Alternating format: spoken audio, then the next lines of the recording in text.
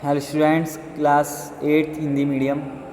बच्चों, reading start करने से पहले मैं आपको एक बात बता दूं कि जब भी आप अपने फ़ोन से वीडियो देखें तो फ़ोन को अपनी आंखों से 25 सेंटीमीटर की दूरी पर ज़रूर रखें।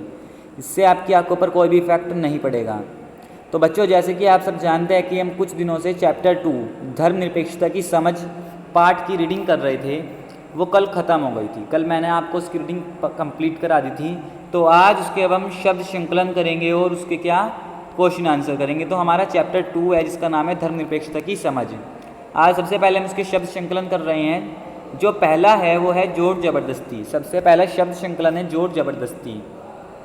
इसका मतलब है किसी को कोई चीज़ करने के लिए मजबूर करना, किसी व्यक्ति को कोई काम करने के लिए मजबूर करना। कुछ लोग एक व्यक्ति को किसी एक काम को करने के लिए जब प्रेशराइज करते हैं, उसके ऊपर दबाव डालते हैं कि आपको यही काम करना है, वो क्या जोर जबरदस्ती कहलाता है।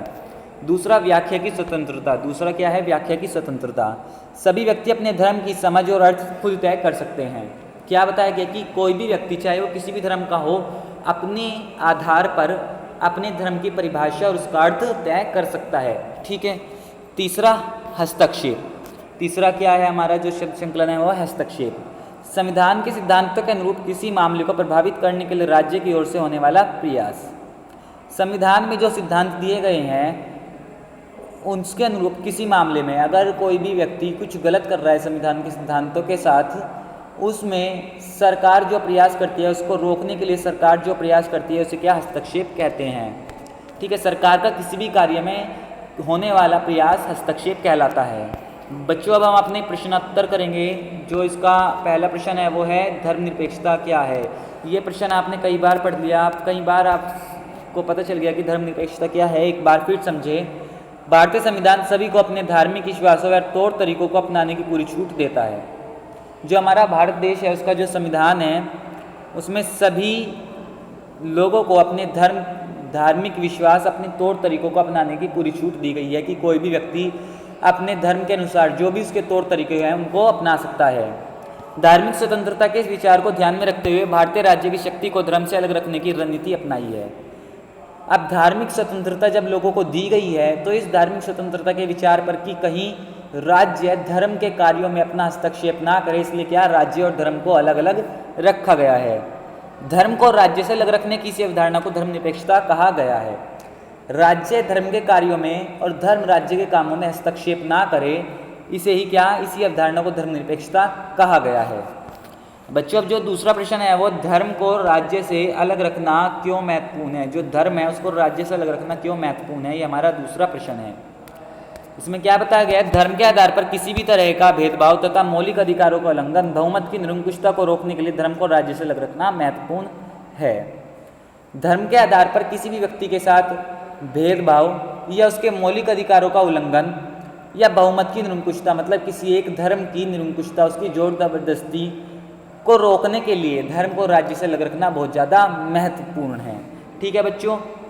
अब हमारा इससे आगे जो तीसरा प्रश्न है वो है भारतीय धर्मनिरपेक्षता क्या है। कि भारतीय धर्मनिरपेक्षता क्या है, ये हमारा तीसरा प्रश्न है। इसमें पढ़ते हैं, भारतीय धर्मनिरपेक्षता में निम्नलिखित बातों का ख्याल रखा जाता है। जो हमारी भारतीय धर्मनिरपेक्षता है उसमें कुछ बातों का ख्याल रखा गया है। जैसे पहला, कोई एक धार्मिक समुदाय किसी दूसरे धार्मिक समुदाय को ना दबाए। एक धर्म के जो लोग हैं वो किसी दूसरे धर्म के लोगों को न दबाए, मतलब बहुसंख्यक लोग अल्पसंख्यक लोगों को न दबाए। बहुसंख्यक आपको बता ही दिया गया था, अल्पसंख्यक भी आपको मैंने समझा दिया था। ठीक है।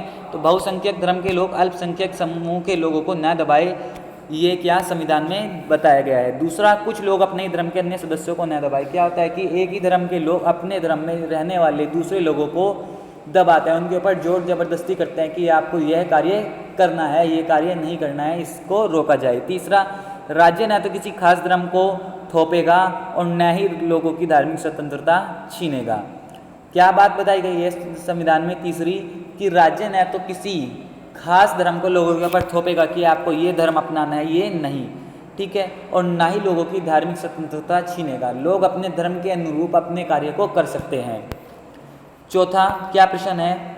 एक धर्म के भीतर अलग अलग दृष्टिकोण के कुछ उदाहरण बताइए। एक धर्म के अंदर लोगों के अपने अलग अलग विचार होते हैं, उसके कुछ उदाहरण बताइए। ठीक है। जैसे एक धर्म होता है, उसके अंदर रहने वाले लोगों के अपने अपने विचार होते हैं। तो कुछ अपने अपने जो दृष्टिकोण होता है उनके कुछ अंतर बताइए। एक धर्म के भीतर अलग अलग दृष्टिकोण के उदाहरण निम्नलिखित हैं। सबसे पहले जो हिंदू धर्म है उसमें दो अलग अलग विचारों के लोग रहते हैं, जैसे सनातन धर्म और आर्य समाज। ठीक है। मुस्लिम धर्म जो है दूसरा, इस्लाम धर्म जो है उसके अंदर भी दो तरह के लोग हैं, दो विचारों के लोग हैं, शिया सुन्नी। तीसरा जो सिख धर्म है उसके अंदर भी दो तरीके के लोग हैं, केशधारी और नामधारी। केशधारी और नामधारी सिख धर्म के अंदर। उसके बाद जो बौद्ध धर्म है उसके अंदर भी दो अलग अलग दृष्टिकोणों के लोग हैं, महायान और हीनायान। उसके बाद जो ईसाई धर्म है, ईसाई धर्म में भी कैथोलिक और प्रोटेस्टेंट दो अलग अलग विचारधाराओं के लोग रहते हैं। जैन धर्म के अंदर भी दिगंबर और श्वेतांबर नामक दो दृष्टिकोण के अलग अलग दृष्टिकोण के लोग रहते हैं। तो इस तरीके से क्या बताया गया कि अलग अलग धर्मों में अलग अलग दृष्टिकोण के लोग भी रहते हैं।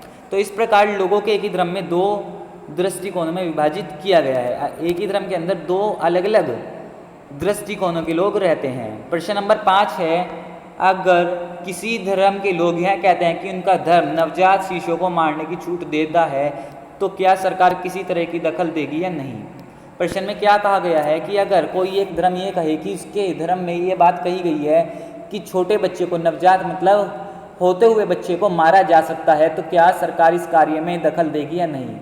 ठीक है। मान लो कि अगर कोई धर्म है वो छोटे शिशु को, नवजात शिशु को मार देती है और कहे कि ये हमारे धर्म में बात कही गई है, तो क्या सरकार उस पर कोई हस्तक्षेप करेगी या नहीं।